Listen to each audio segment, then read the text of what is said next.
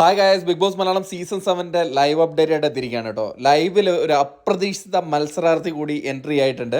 അത് മറ്റാരുമല്ല, മസ്താനിയാണ്. മസ്താനിയുടെ ഫ്ലൈറ്റ് മിസ്സായിട്ടാണ് ഇത്ര ലേറ്റായിട്ട് എൻട്രി ആയത്. ഇല്ലെങ്കിൽ ബാക്കിയുള്ളവർ കൂടെ വരേണ്ടതാണ്. അപ്പോൾ സിംഗിളായിട്ടാണ് വന്നിരിക്കുന്നത്. സിംഗിൾ സ്റ്റാർ എന്ന് പറയുന്ന പോലെ രീതിയിൽ സിംഗിളായിട്ട് എൻട്രി എടുത്തിരിക്കുകയാണ്. അപ്പം മസ്താനി വന്ന ഉടനെ അതിൻ്റെ ഉള്ളിൽ കയറിയ ഉടൻ തന്നെ പൊട്ടിക്കരയാണ് ചെയ്യുന്നത്. അതിൻ്റെ കാരണം എന്ന് പറഞ്ഞാൽ മസ്താനിക്ക് ലഭിച്ചിരിക്കുന്ന ട്രോളാണ്.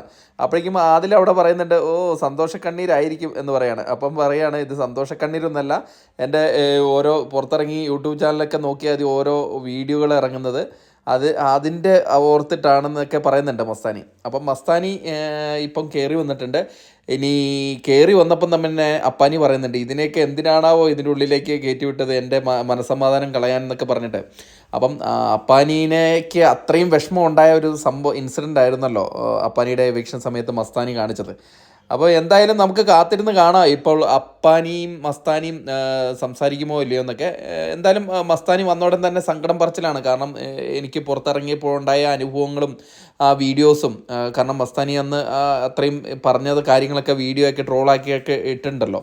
അപ്പം അതൊക്കെ എന്നെ ഭയങ്കരമായിട്ട് എന്നെ വേദനിപ്പിച്ചു എന്നൊക്കെ പറയുന്നുണ്ട്. എന്തായാലും നമുക്ക് കാത്തിരുന്ന് കാണാം. ഏതായാലും ഒറ്റയ്ക്ക് വന്ന ഒരു സ്റ്റാറായി തന്നെ മസ്താനി കയറി വന്നിട്ടുണ്ടായിരുന്നു.